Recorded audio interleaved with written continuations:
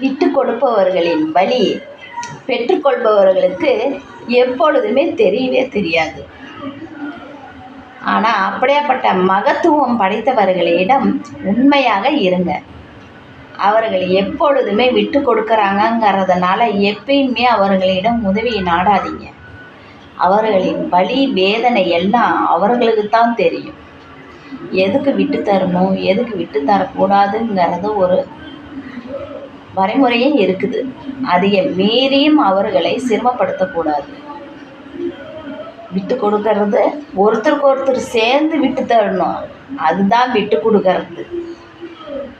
இது அடிச்சு பிடுங்கிறதுன்னு சொல்லுவாங்க இல்லையா? வாழ்க்கையில் எப்பயுமே ஒருத்தன் இருக்கக்குள்ள அவர்களுடைய அருமை பெருமை தெரியாது. அவர்கள் இல்லாத அப்பத்தான் அவர்களின் வலி வேதனையும் தெரியும்.